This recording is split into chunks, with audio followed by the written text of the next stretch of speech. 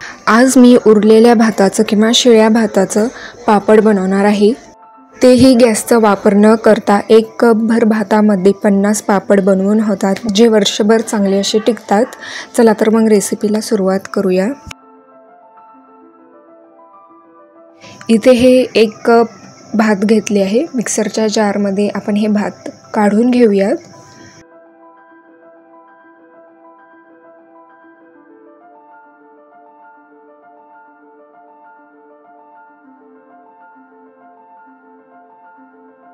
आता यामध्ये 1 कप पाणी घालूया। जेवढं भात घेतलं होतं तेवढंच आपल्याला यामध्ये पाणी घालायचं आहे।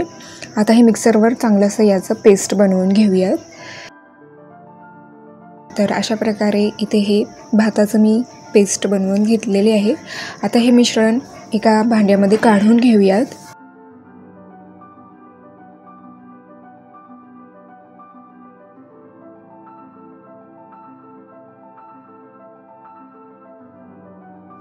अर्धा चमचा जिरे घालूयात। चवीनुसार यामध्ये मीठ घालूयात। अर्धा चमचा चिली फ्लेक्स किंवा हिरवी मिरचीचं पेस्ट घातलं तरीही चालेल आणि बारीक चिरलेली कोथिंबीर घालूयात। आता हे सर्व व्यवस्थित असं मिक्स करून घेऊयात। तर इथे मिश्रण मला थोडंसं घट्ट वाटत आहे, म्हणून यामध्ये मी परत एकदा अर्धा कप पाणी घातले आहे आणि व्यवस्थित असं मिक्स करून घेऊयात। तर अशा कन्सिस्टन्सीमध्ये आपल्याला हे बॅटर बनवून घ्यायचं आहे। बॅटर बनवून झालेलं आहे। आता आपण पापड बनवून घेऊयात।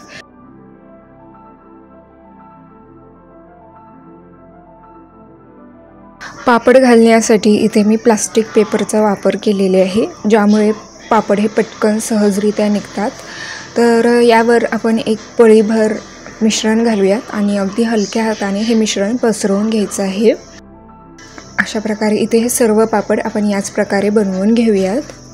तर अशा प्रकारे इथे हे सर्व पापड बनवून झालेले आहेत। आता आपण हे पापड उन्हामध्ये वाळण्यासाठी ठेवूयात। तर 1 दिवसामध्ये हे पापड चांगलेसे वाळून होतात, जास्त दिवस लागत नाही।